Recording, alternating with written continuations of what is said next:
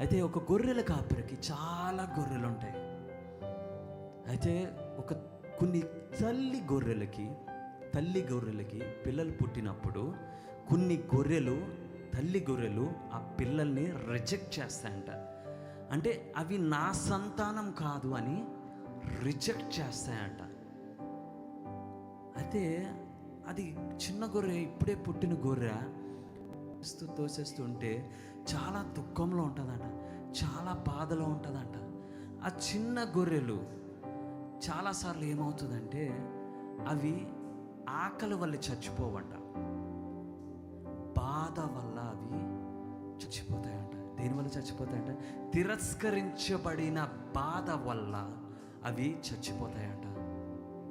ఆ తిరస్కరించిన బాధని గొర్రెలు కాబట్టి చూడలేకపోకుండా ఏం చేస్తారంటే ఆ గొర్రెలన్నీ తీసుకొచ్చి, ఏవైతే తల్లి గొర్రెలు తిరస్కరించాయో ఆ గొర్రెలన్నీ తీసుకొచ్చి దగ్గర పెట్టుకుంటాడంట, తన ఇంట్లో పెట్టుకుంటాడంట, వాటికి పోషిస్తాడంట, వాటికి ప్రేమను చూపెడతాడంట.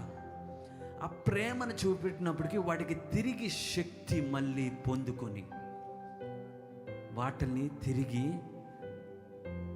ఆ పొలంలో వదిలేస్తారంట ఆ చిన్న గొర్రెల్ని.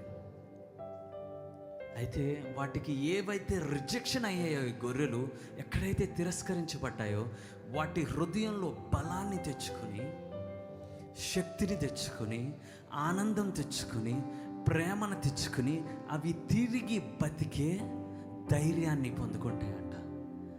అయితే గొర్రెల కాపరి తిరిగి తన పొలంలోకి వెళ్ళినప్పుడు,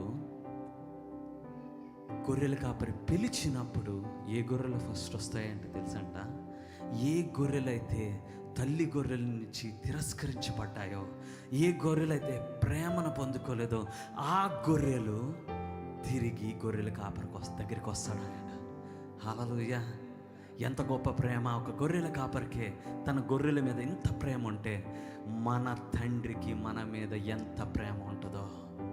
మీరు ఈరోజు తిరస్కరించబడ్డారా? Very good. మీకు అవమానాలు జరిగాయా? Very good. మీకు చాలా ప్రాబ్లమ్స్లో ఉన్నారా? Very good. Maybe you are going away from good. Very good.